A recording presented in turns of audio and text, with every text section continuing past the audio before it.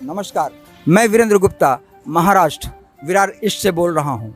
आज मैंने एक विशाल रैली को देखा है और रैली में वो क्या है, किसका है, उसको जानने के लिए चलते हैं और पूछते हैं कि किसकी रैली है और क्या है इनका मतलब।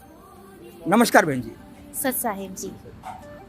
मैं आपसे जानना चाहता हूँ कि ये जो रैली जो दिखाई दे, ये जो विशाल रैली दिखाई दे रही है, ये क्या है, इसका मतलब क्या है? ये संत गरीबदास जी महाराज जी की के बौद्ध दिवस के उपलक्ष्य में निकाली जा रही शोभा यात्रा है। संत गरीबदास जी महाराज जी के बारे में, तो ये संत गरीबदास जी महाराज कौन है? संत गरीबदास जी महाराज गांव छुड़ानी, जिला छज्जर, हरियाणा के संत है, जिनको कबीर परमेश्वर मात्र 10 वर्ष की उम्र में कर सशरीर आकर मिले और उनको ज्ञान उपदेश दिया और उन्होंने अमर ग्रंथ की रचना की, जो हमारे वेदों में भी मिलती है, हमारे सब शास्त्र प्रमाणित है और उनका अखंड पाठ होता है, जिसका मतलब सबको जानकारी होना चाहिए।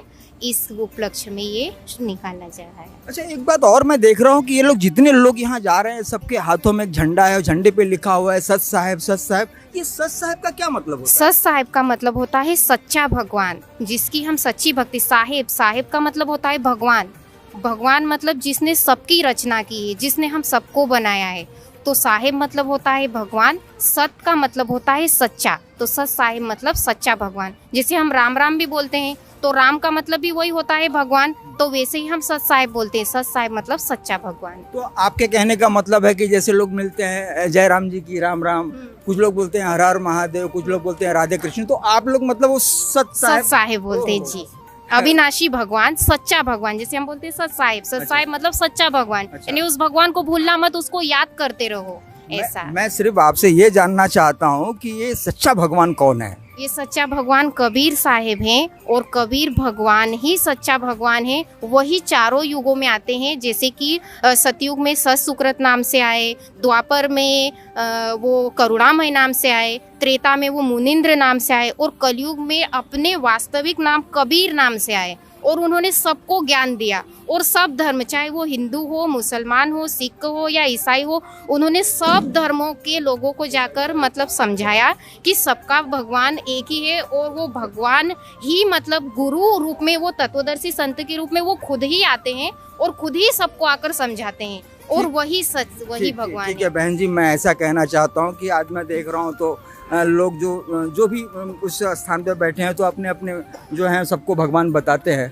तो क्या आपके पास कोई ऐसा प्रमाण है कि संत कबीर परमेश्वर भगवान है?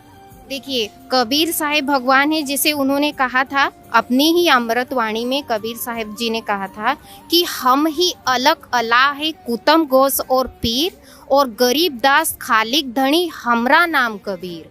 ऐसा कौन से शास्त्र में लिखा हुआ है? जी, कबीर सागर में लिखा हुआ है। और आदरणीय गरीबदास जी महाराज जिनको वो स्वयं सशरीर आकर मिले, उन्होंने भी कहा था कि पूरब पश्चिम उत्तर दक्षिण फिरता दाने दाने नु, और ये सर्व कला सदगुरु साहेब की हरि आए हरियाणे नु। मतलब वो भी यही बताना चाहते हैं और वो गवाह बनाते हैं। जैसे आदरणीय गरीबदास जी महाराज हुए, आदरणीय दादू साहेब जी हुए कि और संत सब कूप है और केते झरिता नीर, और दादू अगम अपार है वो दरिया सत्य कबीर, कि जिन्हों मतलब जो सच्चाई कि जो हमेशा सच का ही साथ दे, सच को बोले, तो जो सच को बोलता है ना वही भगवान है और भगवान सत्य है। और कबीर साहब ने जितनी भी वाणियां बोली है वो सब पूरी की पूरी सत्य है, उसमें कोई भी कहीं कुछ झूठ की मिलावट नहीं है। जैसे उन्होंने पाखंडवाद का विरोध किया तो वो डंके की चोट पर किया। उन्होंने जैसे नकली गुरुओं को कहा कि तुम गलत साधना करते हो या गलत तुम बोलते हो, कि ये पर्वत में फिरा और कारण अपने राम, और राम सरी के संत मिले जिन सारे सब काम, कि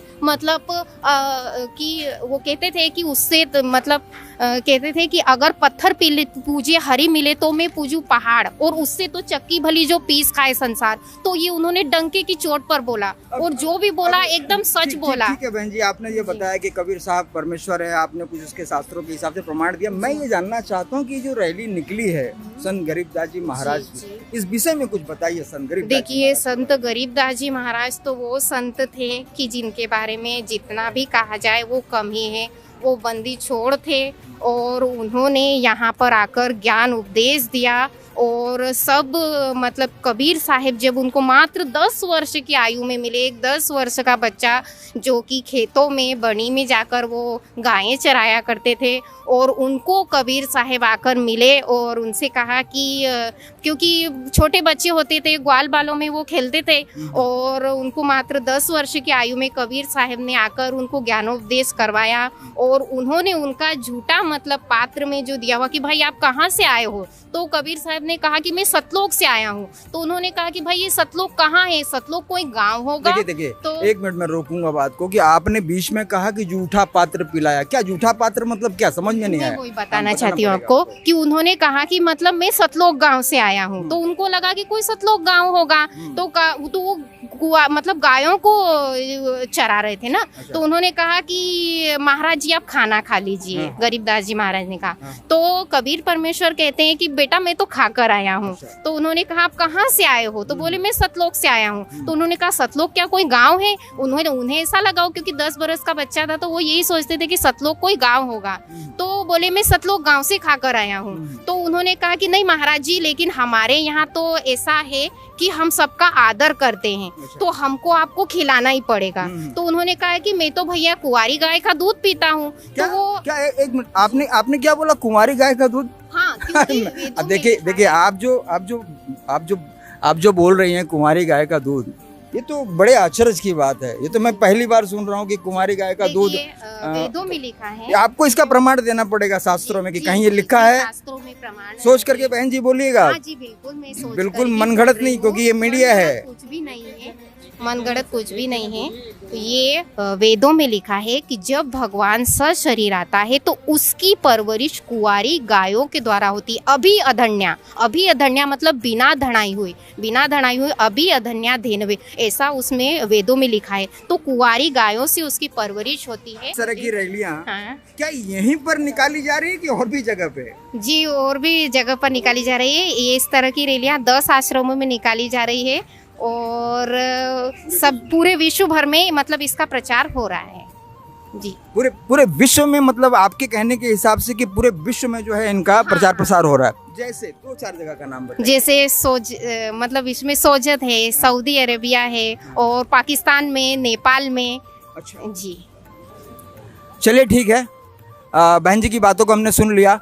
और भी अन्य लोगों से पूछते हैं कि उनका क्या विचार इस रैली के बारे में।